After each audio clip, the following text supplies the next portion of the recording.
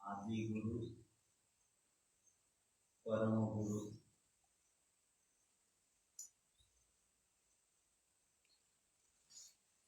जो काल के द्वारा प्रभावित नहीं होते, जो नित्य और अनादि अनुपम सर्वनियंता वेद ज्ञान प्रदाता सएष पूर्वेषां अपि गुरुः कालेन अनुवच्छेदा क्लेश कर्म विपाक आशय अपरामृष्ट पुरुष विशेष ईश्वर। ऐसे परम गुरु को सर्वप्रथम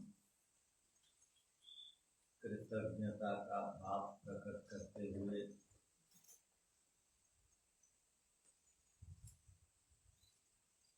ईश्वर की आज्ञा को कहते हैं गुरुदत्त। गुरु ने जो दिया उसको जो स्वीकार करता है और संभाल करके रखता है, और उस गुरुदत्त को जो जीवन में आत्मसात करता है वो वास्तविक शिष्य है।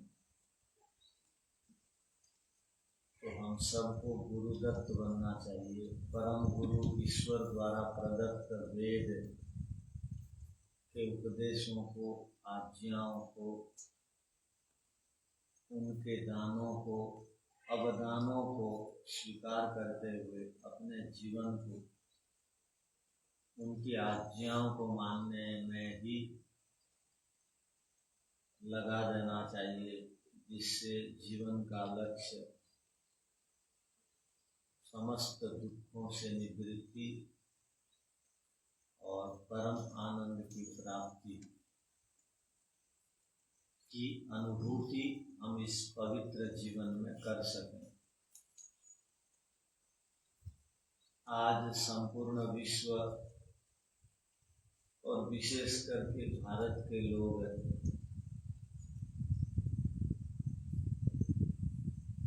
गुरु पूर्णिमा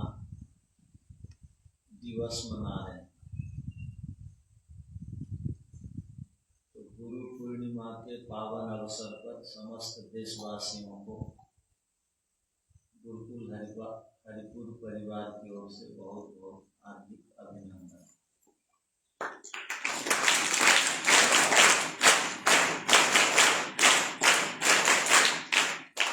आज इस पवित्र अवसर पर हम गुरु की महिमा को समझने के लिए प्रयत्न करें और गुरु पूर्णिमा का महत्व को समझें और दूसरों को भी समझाएं। आज है आषाढ़ी पूर्णिमा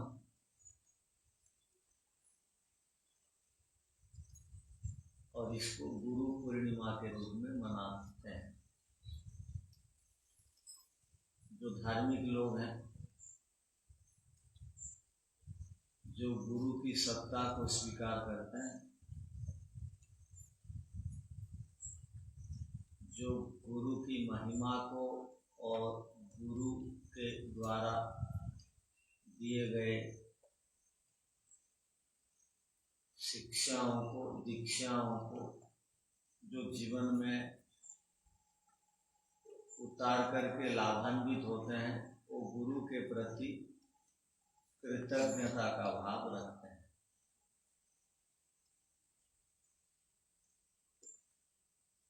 तो आज गुरु पूर्णिमा है।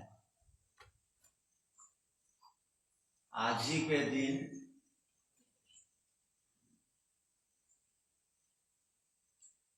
ऐसी परंपरा से मानते हैं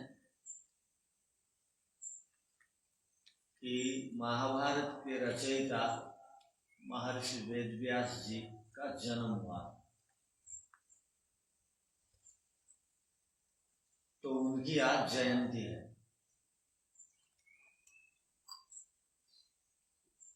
महाभारत में हम पढ़ते हैं धर्म अर्थ काम और मोक्ष के विषय में जो इस शास्त्र में विधान किया गया है वही अन्यत्र है, और महाभारत में जो विषय नहीं है वो अन्यत्र भी नहीं है।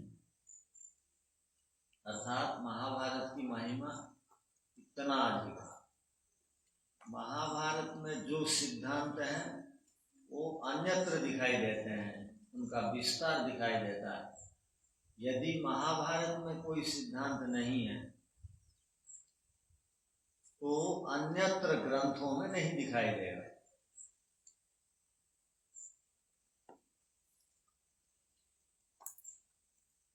तो महाभारत के जो रचयिता हैं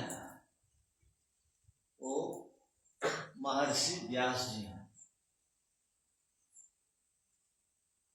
और इनका मूल नाम था श्री कृष्ण।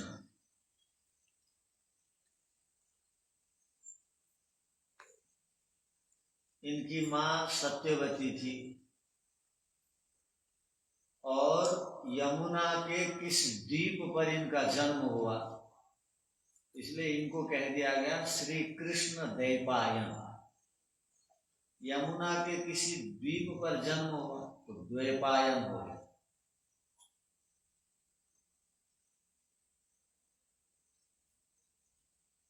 और हम लोग सुनते हैं कर्ण परंपरा से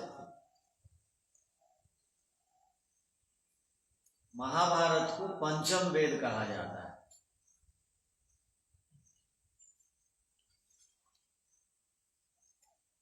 और महाभारत के रचयिता हैं। महाभारत का भी उद्देश्य था वेदों का प्रचार करना। तो श्री कृष्ण इनका मूल नाम है, क्योंकि ये कृष्ण वर्ण के थे, और किसी द्वीप में पैदा हुए तो ये हो गए द्वैपायन। और वेद का व्यास माने प्रचार करना, फैलाना। वेद के सिद्धांतों को फैलाने के कारण, प्रचार करने के कारण इनका नाम हो गया वेद व्यास। ये ऋषियों को अपना आदर्श मानते थे तो लोगों ने इनको महर्षि कहा। ये ईश्वर को अपना आदर्श मानते थे, इसलिए इनको महर्षि लोगों ने कहा। तो इनका नामकरण कैसा पड़ा देखो, श्री कृष्ण द्वैपायन महर्षि वेदव्यास।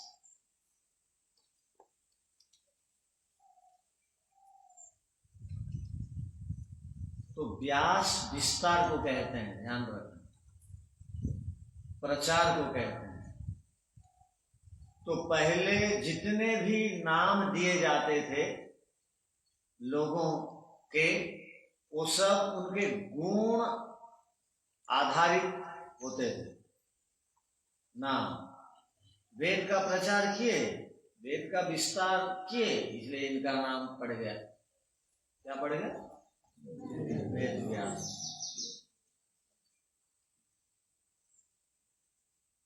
तो महाभारत की अपनी महिमा है।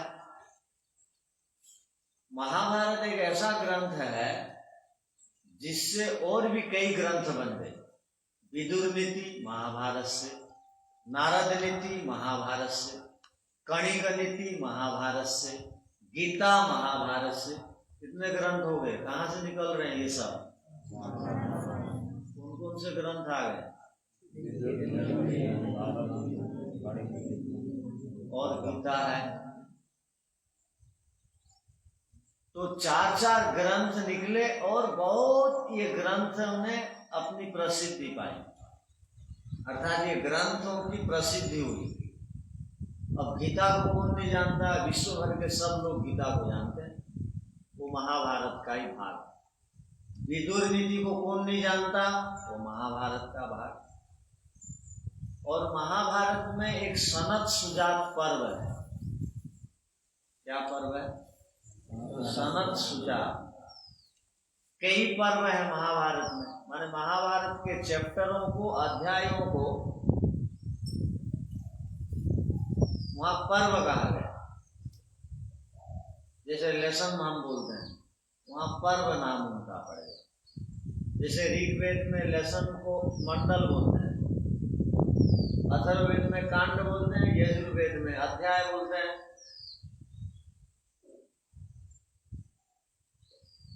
तो वहां पर्व है महाभारत। तो महाभारत में एक पर्व है सनत सुजात, अर्थात सनत सुजात जी एक बहुत उस काल के सबसे बड़े विद्वान रहे। वो सनत सुजात पर्व में एक बड़ी बात बताएगी।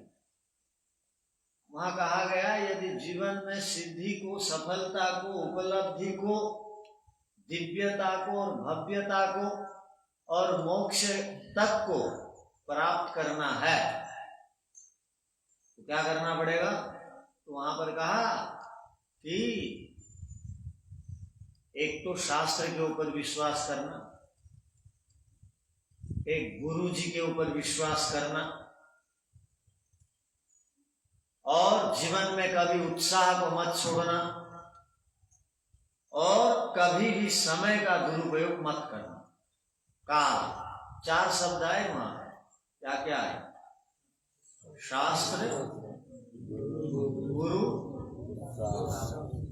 उत्साह और काल, समय। ये 4 का जो सदुपयोग करता है, अब किसी को धर्म की सिद्धि करनी है, अर्थात धर्म को प्राप्त करना है, ईश्वर को प्राप्त करना है, और वो यदि बोलेगा मुझे कम से कम समय में ईश्वर साक्षात्कार करवा दो, ये बात नहीं है। ईश्वर को जानने के लिए, धर्म को समझने के लिए समय लगाना पड़ता है, कई कई घंटों तक बैठना होता है। तो जो 5 मिनट, 10 मिनट, 1 घंटा में ईश्वर को, धर्म को समझ लेना चाहता है, वो कभी भी नहीं समझ सकता।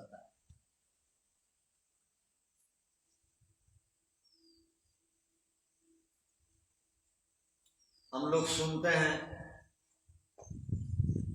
कि वेदांत दर्शन का नाम और मीमांसा दर्शन का नाम। मीमांसा दर्शन को पूर्व मीमांसा कहते हैं, वेदांत दर्शन को उत्तर मीमांसा कहते हैं। क्या कहते हैं? ये दोनों के दोनों दर्शन महर्षि वेदव्यास जी से संबंधित है। जैसे योग और सांख्य संबंधित दर्शन है, विषय एक जैसे हैं। वैशेषिक और न्याय एक जैसे विषय को प्रतिपादित करते हैं, अर्थात वो दोनों को संबंधित विषय वाला कहा जाता है, और मीमांसा और वेदांत को भी कहा जाता है। संबंधित विषय वाला का अर्थ क्या है, ध्यान रखना। उत्तर मीमांसा किसका नाम है? और पूर्व मीमांसा? जैमिनी जी ने पूर्व मीमांसा दर्शन को लिखा, और महर्षि वेदव्यास जी ने उत्तर मीमांसा वेदांत दर्शन को लिखा। और पता है, जैमिनी जी का दर्शन 5 दर्शनों के सूत्रों को मिला देने पर भी अधिक है। 5 दर्शनों के सूत्र एक तरफ, महर्षि जैमिनी के सूत्र और अधिक।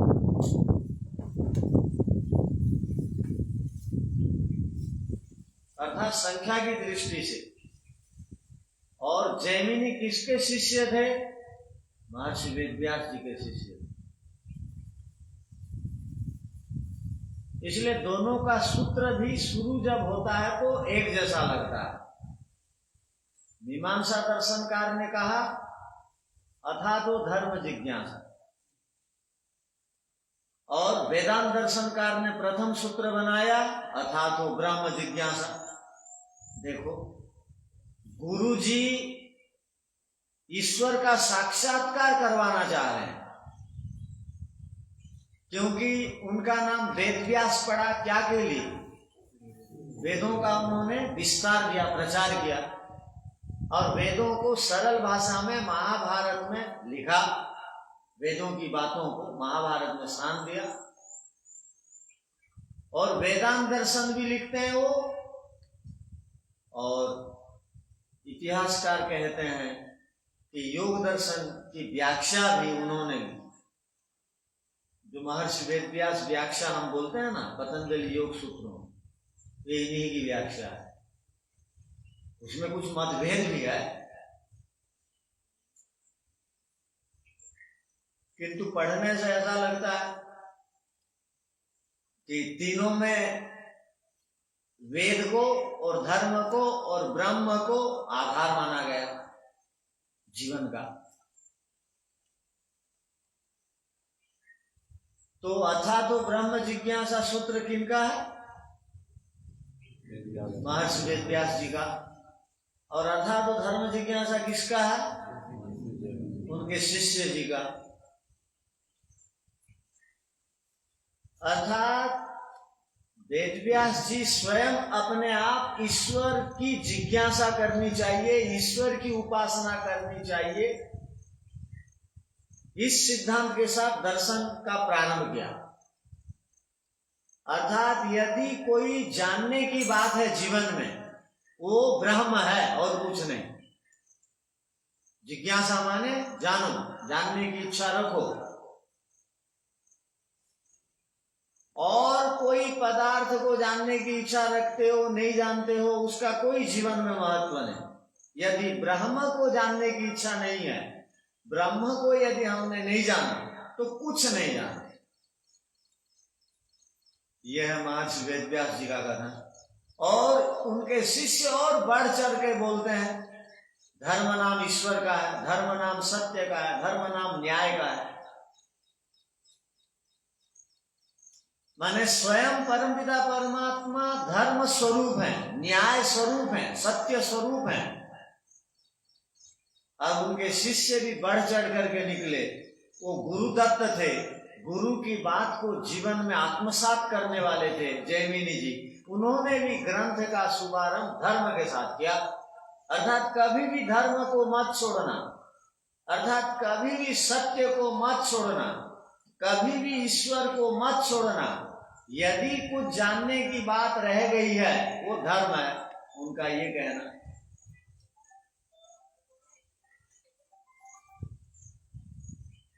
उनका ये कहना है। तो शिष्य गुरु जी की बात को आत्मसात करने वाले निकले। तो ऐसा शिष्य सबको होना चाहिए। और विचित्र बात है, जो शास्त्र है और शिष्य है एक ही धातु से बना, मूल धातु दोनों का एक है। शास्त्र भी सासु अनुशिष्टों से और शिष्य शब्द भी सासु अनुशिष्टों से बना। वेद की आज्ञा को, सत्य को शास्त्र कहते हैं, और वेद की आज्ञा अनुशासन सत्य को जो मानता है वो शिष्य है। जो ईश्वर को स्वीकार करता है, शास्त्र का अर्थ होता है जिसमें सत्य कथन किए गए हैं, और शिष्य का अर्थ होता है जो सत्य के लिए मर मिटता है।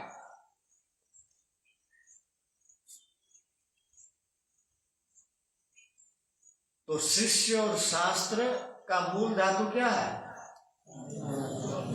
उपदेश। अनुशिष्ट माने जो शिष्ट बन जाता है, जो विद्वान बन जाता है, जो पंडित बन जाता है, जो धर्मात्मा बन जाता है, जो सत्य को स्वीकार कर लेता है, जिसके पास विनम्रता है, जो सत्य को समूह में स्वीकार करता है, जो गलती को समूह में मान लेता है, हाँ मेरे से ये गलती हो गई, लजाता नहीं है, शर्माता नहीं है, संकोच नहीं करता है, गलती हो गई तो हो गई। अब सत्य बोलने के कारण सत्य काम जावाल बन गया, सत्य काम जावाल। वो गुरु के पास पढ़ने के लिए गए, गौतम ऋषि के पास। गौतम ऋषि ने कहा, भाई आपका गोत्र क्या है बताओ। गुरु जी क्या बोलते हैं, आपका गोत्र क्या है बताओ। गोत्र किसको कहते हैं? ऋषियों का नाम गोत्र है, और जिन ऋषियों की परंपरा को जो जो समाज स्वीकार करता है वो गोत्र नाम से कहलाता है। तो हमारे प्रसिद्ध 8 गोत्र हैं। तो गौतम ऋषि ने कहा, गौतम की परंपरा को मानने वाले शिष्यों ने अपना गोत्र गौतम रखा, और अत्रि की परंपरा को मानने वाले आत्रेय गोत्र बोलते हैं, और वशिष्ठ की परंपरा को मानने वाले वाशिष्ठ गोत्र बोलते हैं। तो ये गोत्र शब्द जो है उन सिद्धांतों को, उन ऋषियों के सिद्धांतों को, उन ऋषियों ने वेद के अनुसार शास्त्रों को लिखा, और उन शास्त्रों के सिद्धांतों को जो मानता है वो उस गोत्र का कहलाता है। जिसका ऋषियों का गोत्र नहीं है उन सबको कहा जाता है, तुम अपने गोत्र को नहीं जानते तो काश्यप गोत्र बोलो। जो ऋषियों के नाम से गोत्र नहीं बोलते हैं उनको काश्यप गोत्र बोलना चाहिए। काश्यप बोलते हैं पश्यप को, जो देखता है वेद को, ईश्वर को, वो काश्यप कहलाता है। काश्यप को विपरीत पढ़ा जाता है, पश्यप को। तो जिनको ऋषियों का गोत्र पता नहीं है तो क्या बोलेगा वो, क्या गोत्र का है तुम ब्रह्मचारी, तुमको पूछेंगे तुम किस गोत्र के हो तो क्या बोलोगे? गोत्र पता नहीं तो काश्यप गोत्र के हैं बोलो। क्या गोत्र का बोलोगे? काश्यप गोत्र का बोलो। जिनका गोत्र पता नहीं वो काश्यप गोत्र हो। और जिनका पता है बढ़िया, वो ऋषियों के नाम, हमारे आइडल, हमारे आदर्श ऋषि हैं। कोई हीरो हीरोइन नहीं है आजकल के, कोई क्रिकेटर नहीं है हमारे आदर्श, कोई छोकरी कोई लड़की नहीं हमारा आदर्श। हमारा आदर्श तो ऋषि हैं, और हमारा आदर्श तो भगवान है जो आदि गुरु है। हमारे आदि गुरु ईश्वर है। इसलिए ईश्वर को क्या कहा गया? स्वयं पूर्वे सामपि गुरु हो। पूर्व गुरुओं के भी हमारे ईश्वर गुरु हैं। पूर्व गुरु कौन है? महर्षि अग्नि वायु आदित्य अंगिरा है पूर्व गुरु। आदि गुरु ये हैं, अर्थात शरीरधारी गुरु तो हो गए महर्षि अग्नि वायु आदित्य अंगिरा। इनसे साक्षात पढ़ने वाला गुरु हो गए महर्षि ब्रह्मा जी, इनसे उन्होंने पढ़ा। महर्षि ब्रह्मा जी ने इनसे पढ़ा। किनसे पढ़ा? महर्षि अग्नि वायु आदित्य अंगिरा से। पहले के लोग वेद पढ़ के यदि ऐसे नौकरी में चले जाते तो वेद का प्रचार नहीं होता। पहले के लोग वेद इसलिए पढ़ते थे कि वेदों का प्रचार करना है। किसी का भी उद्देश्य नहीं था गुरुकुल में पढ़ने वालों का नौकरी और छोकरी। और नौकरी दूसरों को देते थे, वो किसी का नौकर नहीं बनते।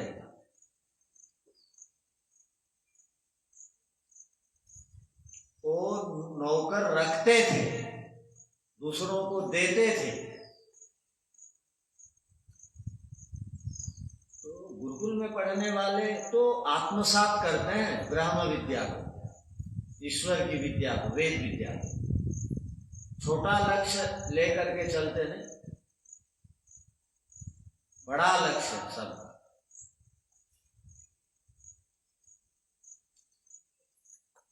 तो हम विचार कर रहे हैं, वो सत्यकाम जावाले जी से अपने ऋषि गुरु जी जिसके पास वो पढ़ने गए थे, गुरु जी ने कहा, भाई ये बताओ तुम्हारा गोत्र क्या है? तो सत्यकाम जावाल नाम ही सत्यवादी, सत्यकाम उनका नाम था। वो उस शिष्य ने, छोटे से बच्चे ने कहा, गुरु जी मुझे तो मेरे गोत्र के बारे में जानकारी नहीं है। तो गुरु जी ने कहा, सुनो, गोत्र के बारे में जानकारी नहीं तो जाओ अपने माता से पूछ के आओ, आजा। दोबारा माता जी के पास गए। माता जी को विनम्रता से बेटे ने पूछा, माता जी मेरा गोत्र क्या है? तो माता जी भी सत्यवादिनी निकली। वो क्या कहती है, बेटा सुनो, मैं बहुत ऋषियों के पास रह करके उनकी सेवा की और उसके बाद तुझे मैंने प्राप्त किया। तो मेरा गोत्र कोई निर्धारित नहीं, मैं नहीं जानती। अब तू जाके अपने गुरु जी को बोल देना कि माता जी भी ठीक ठीक नहीं बोल पाई, वो भी नहीं जानती। अब गुरु जी के पास गए सत्यकाम जी, कहा कि मेरी माँ भी बोलती है कि गोत्र पता नहीं माता जी को।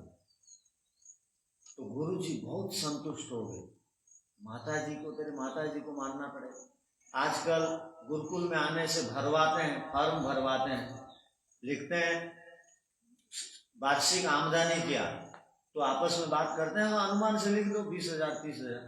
20,000 30,000 से कोई चलेगा आदमी, अनुमान से लिख दो। और कुछ पता नहीं है तो लिख दो, और कुछ पता नहीं है तो लिख दो, काम चला दो, फॉर्म फिलअप कर दो बोलते हैं आजकल।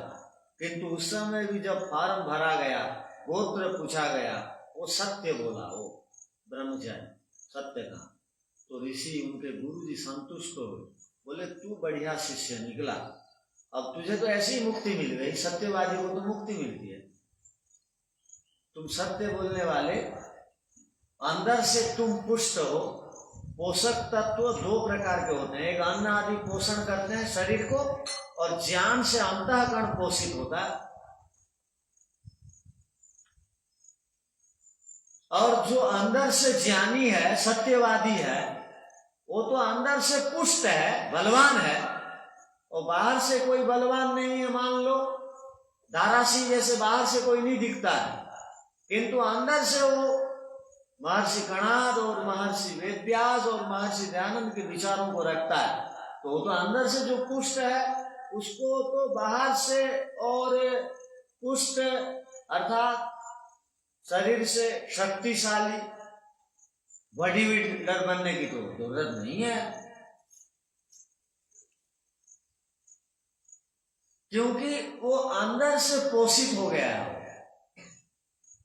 अर्थात गुरु का ज्ञान को जो अंतःकरण में धारण कर लेता है, उसको बोलते हैं ये अंदर से पुष्ट हो गया, और वो कहीं जीवन में गिरेगा नहीं, उसका पतन नहीं होगा, उसकी समाधि वो टूटेगी नहीं।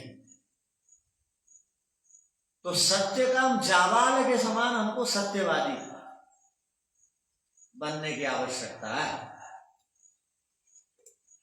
अब देखो, हम लोग दयानंद लहरी में एक श्लोक पढ़ते हैं, और कविवर मेधाव्रत जी को सेवा करने का सौभाग्य हमारे गुरु जी को मिला।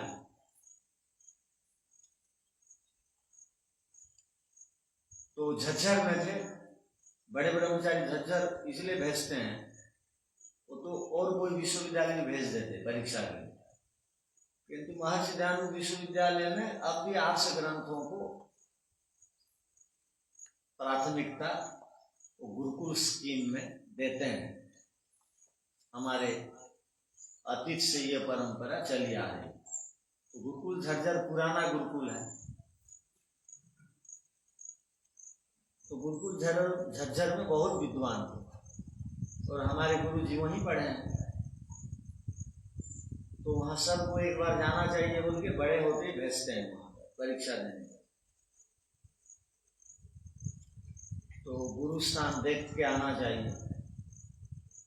तो वहाँ मेधाव्रत जी पढ़ाते थे, वो दयानंद लहरी के प्रणेता है, बहुत बड़े संस्कृत के विद्वान हैं। वो महर्षि दयानंद जी को, दयानंद लहरी, दयानंद दिग्विजय उन्हीं की कृति है, वो महर्षि दयानंद जी को बढ़िया ढंग से समझे थे। वो महर्षि दयानंद जी जैसे शिष्य बहुत कम गुरुओं को प्राय तो मिला नहीं। ब्रह्मर्षि गुरुवर बिरजानंद जी का भी सौभाग्य था कि महर्षि दयानंद जी जैसे शिष्य को प्राप्त करके वो भी अमर हो।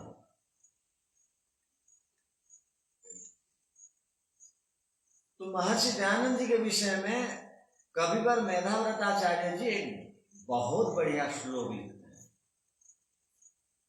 वो क्या लिखते हैं, पवित्रार्ष ग्रंथ ध्यान पटवो किन वटवो मठे शिष्यानासन प्रवर गुरु वीरजानंद यमिनः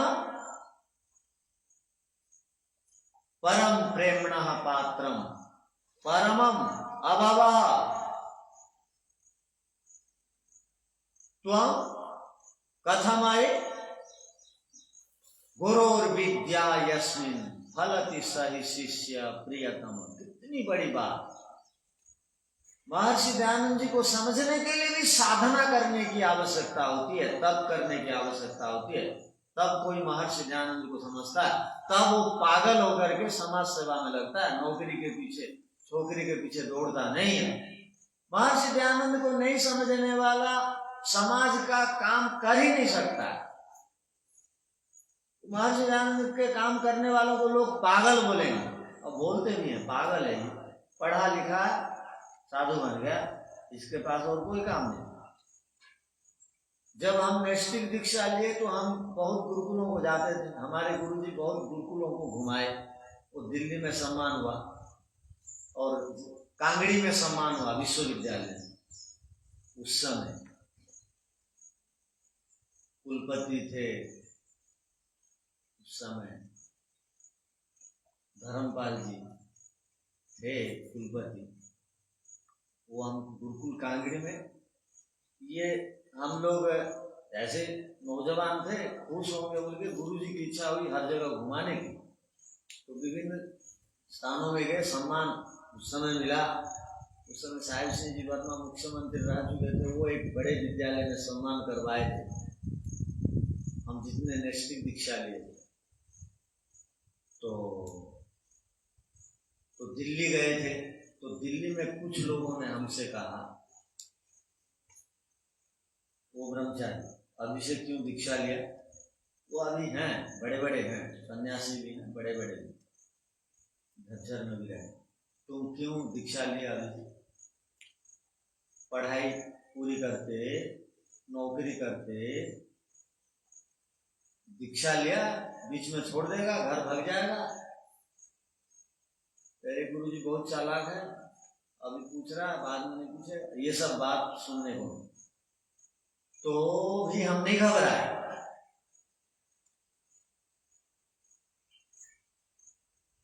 यदि घबरा जाते किसी के कुछ बोलने से, तो जो भी थोड़ा मोड़ा काम करने का एक सुंदर अवसर प्राप्त है वो प्राप्त नहीं होगा। तो जो भी दयानंद जी को समझेगा ना, वो इस मार्ग का पथिक बनेगा। कहने का महर्षि दयानंद को नहीं समझने वाले वो आर्ष ग्रंथों की महिमा को नहीं समझ सकते। तो पंडित मेधाव्रताचार्य जी ने महर्षि जी की महिमा को और महर्षि जी की गुणावली से वास्तविक परिचित थे। वो क्या लिख रहे हैं, आर्ष ग्रंथों को पढ़ने वाले तो ब्रह्मर्षि गुरुवर विरजानंद जी की कुटिया में बहुत सारे विद्यार्थी गए, बहुत विद्यार्थी गए, किंतु महर्षि दयानंद जैसे तो कोई नहीं बना। तो वो लिखते हैं, गुरोर विद्या यस्मिन् फलति सहि शिष्य प्रियतमा। गुरु की भावना को और गुरु की तड़प को जो समझ लेता है और गुरु के प्रत्येक उपदेश को जो जीवन में धारण करता है, वही शिष्य गुरु का प्रियतम होता है।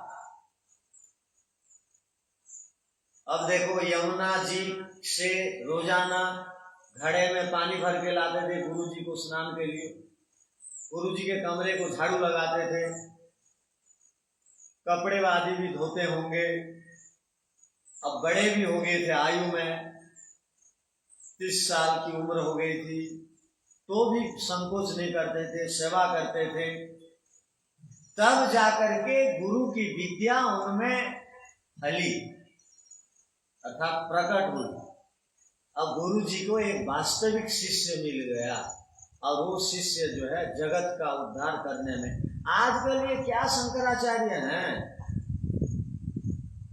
वो पहले शंकराचार्य जी की बात हम नहीं कर रहे हैं। आजकल के जितने शंकराचार्य हैं वो राजनीति से प्रभावित हैं। वो शंकराचार्य जी आदि आजकल के जो है महर्षि दयानंद जी के आगे कुछ नहीं है।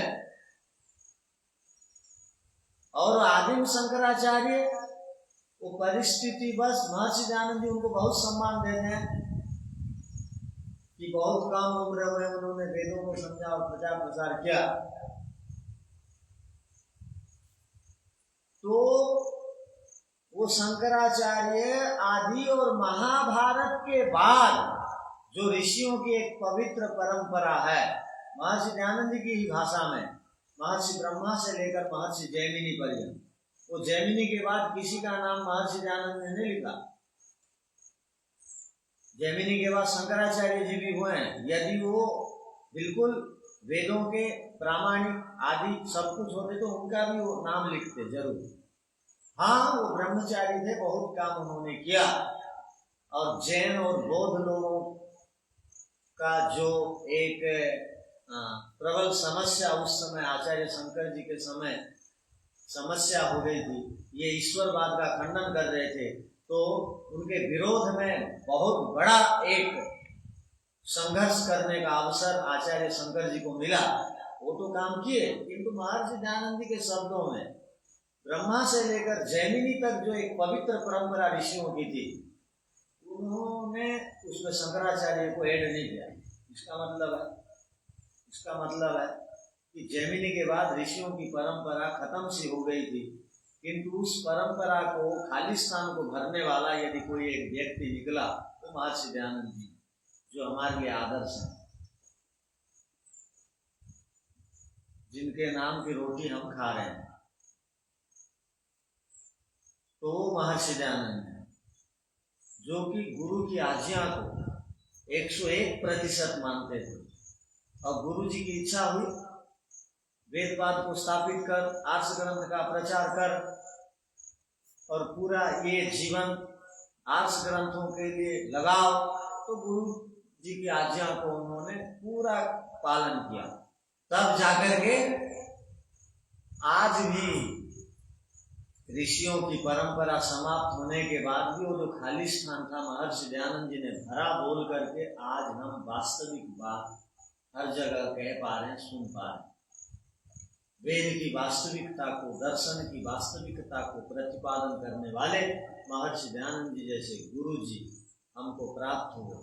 तो एक तो परमपिता परमात्मा को नियमित स्मरण करने का और उनके आदेशों को, उनको परम गुरु मानने का सौभाग्य को अपने जीवन में धारण करने का हमको एक सुंदर अवसर प्राप्त है। नियमित हम आदि गुरु, परम गुरु को अपने जीवन में स्थान दें, सुबह शाम जरूर उनके लिए समय लगाएं। तो आदि गुरु का कभी भी विस्मरण नहीं करना चाहिए। आदि गुरु परमपिता परमात्मा ने वेद का ज्ञान दिया, इसलिए ऋषियों ने उसको आधार करके अपने ग्रंथों को लिखा। परमपिता परमात्मा के बाद यदि हमारे पास गुरुओं की एक लंबी श्रृंखला है, हिमालय पर्वत के समान लंबी श्रृंखला है, तो वो महर्षि अग्नि, वायु, आदित्य, अंगिरा से लेकर ब्रह्मा से लेकर पाणिनि जी से लेकर कात्यायन, पतंजलि से लेकर वो महर्षि पतंजलि, कपिल, गणा, जैमिनी, वेदव्यास आदि से लेकर के जो अंतिम जो जैमिनी ऋषि को माना जाता है, जैमिनी से लेकर के उसके बाद महर्षि दयानंद पर्यंत एक पवित्र श्रृंखला हमारे पास विद्यमान है ऋषियों। उन ऋषियों को हम आदर्श माने और गुरु माने और उसको जीवन में उनकी आज्ञाओं को, उनके शास्त्रों को आत्मसात करने के लिए आज के इस पवित्र दिन में हम सबको संकल्प लेना चाहिए। इसलिए महर्षि पाणिनि ने जब गुरु शब्द को बनाया तो बहुत सोच समझ करके बनाया, मानना पड़ेगा।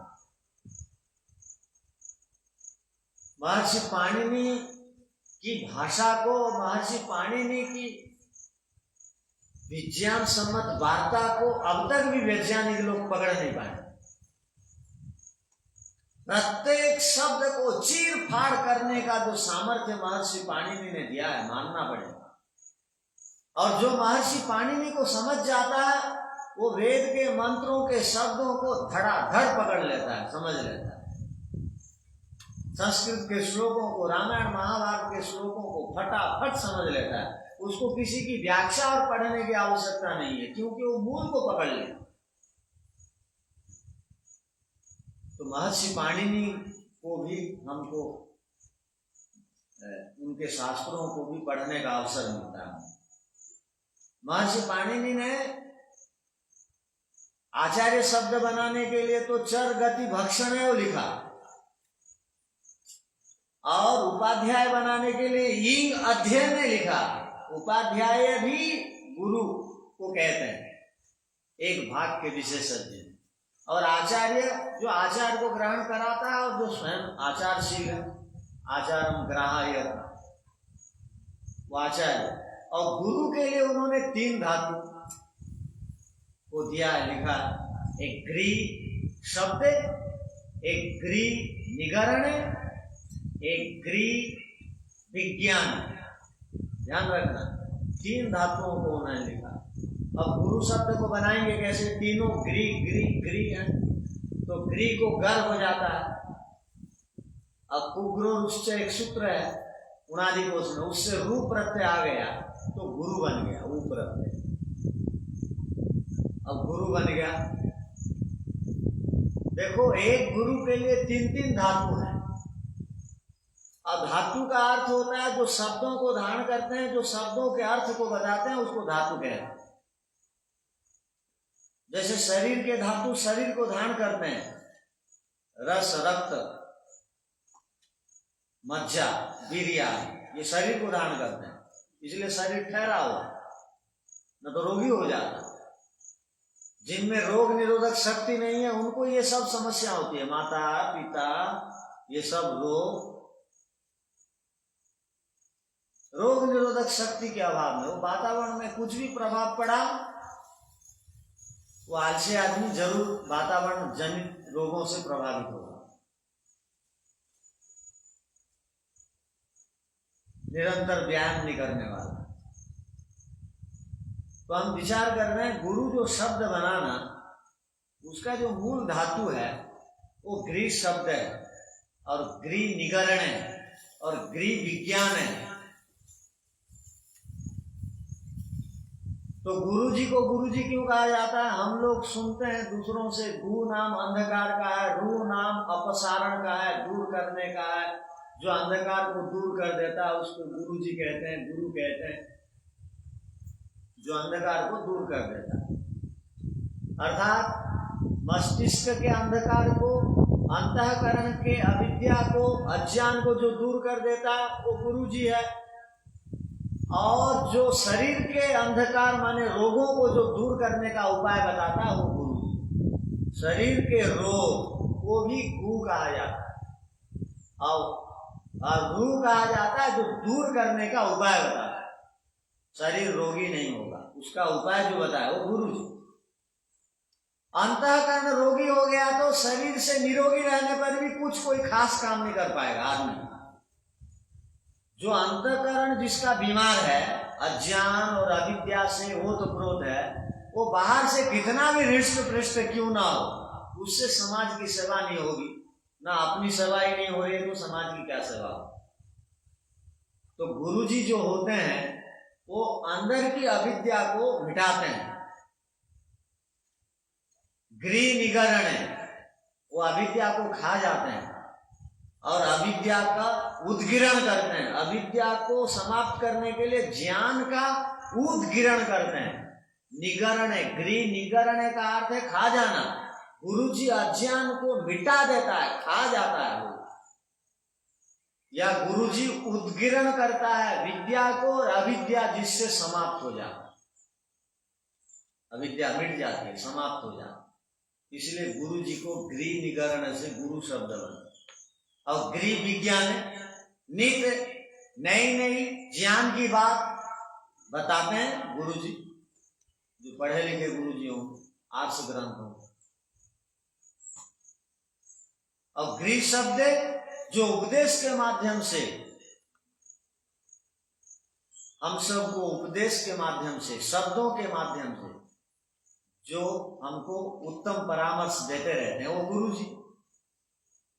गृह शब्द धातु से गुरु शब्द को महर्षि दयानंद जी ने उणादि कोश में दिया है। गृह शब्द उपदिशति वेदादि शब्दम आचार्य, यह सब गुरु अर्थात उपदेश देते हैं वेदादि शब्द शास्त्रों का और आचारों का, इससे इनको गुरु कहा जाता है। और गुरु जी हो वेद के विषय में ना बोले, लौकिक बात करते रहे, आर्ष विषय को ना बोले, ऋषियों की बात ना बोले, तो वो गुरु जी नहीं, उनका दिया हुआ गुरुदत्त नहीं कहलाए। जो आर्ष बातें, ऋषियों की बातें, वेदों की बातों को करते हैं वो गुरु जी, वो गुरु हैं।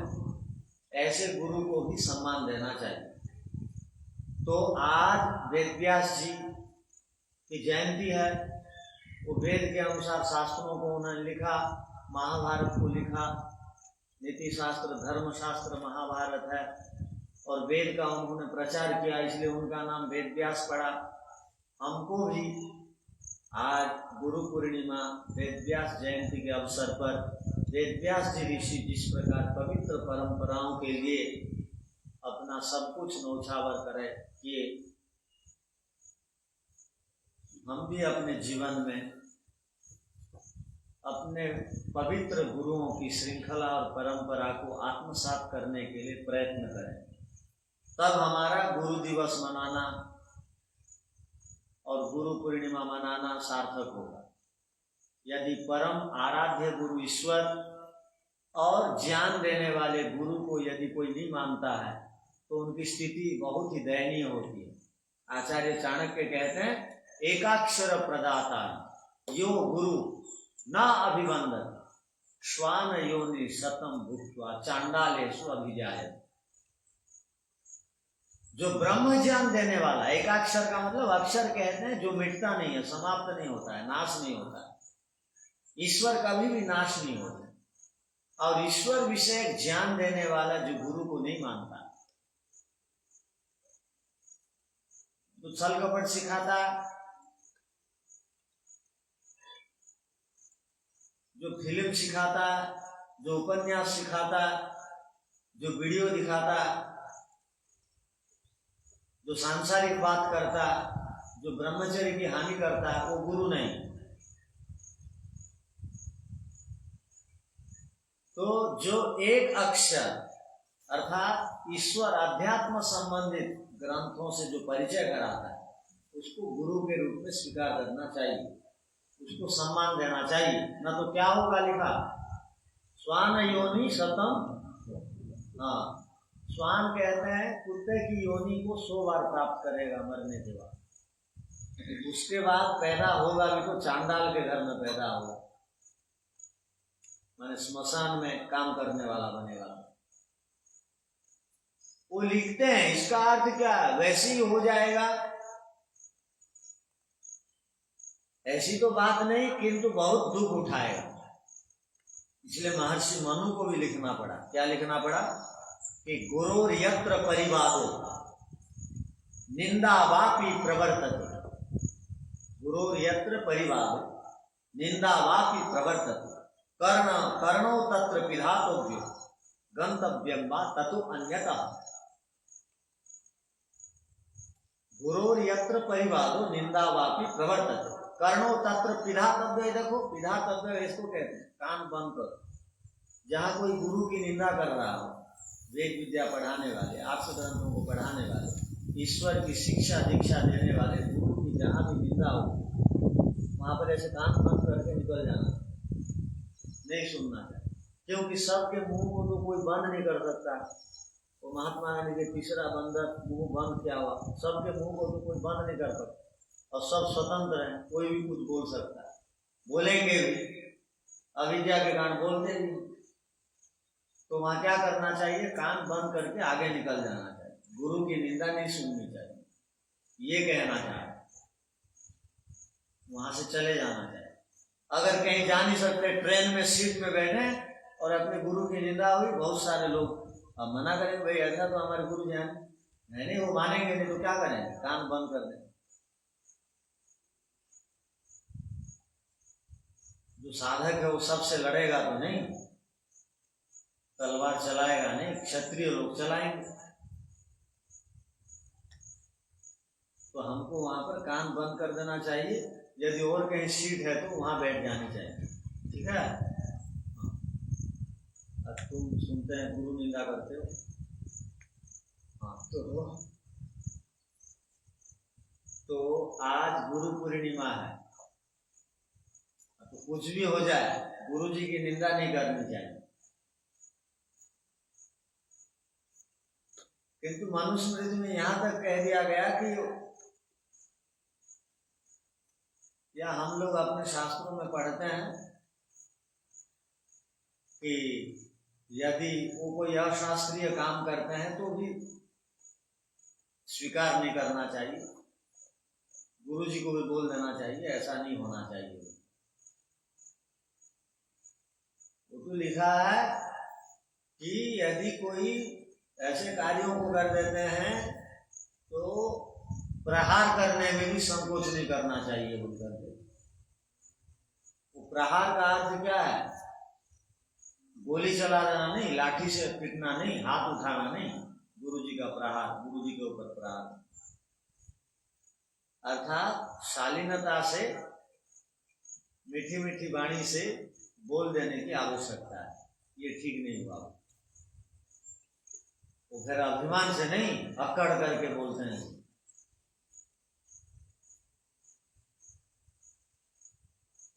तो हमारे भारत में और विश्व में जो भारतीय संस्कृति को मानने वाले हैं वो गुरु जी को बहुत सम्मान देते हैं। इसलिए लिखने वालों ने यहाँ तक लिख दिया, गुरु गोविंद दोनों खड़े काके लागू पाए, बलिहारी गुरु आपनो गोविंद दियो बताए।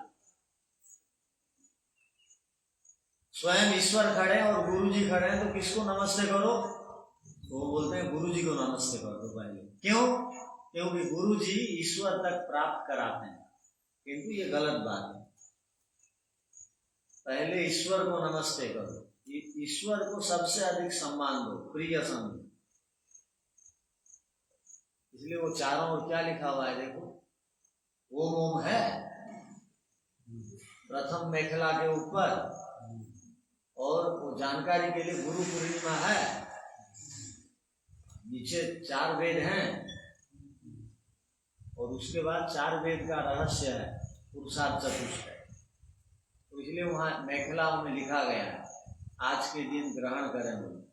तो हमारे आराध्य गुरु तो, उपासक गुरु तो एक है, उपासना जिसकी हम करें उपासक नाम, और दूसरे गुरु जी हमारे जो आर्ष ग्रंथों को पढ़ा लिखा करके हमको इस योग्य बनाए।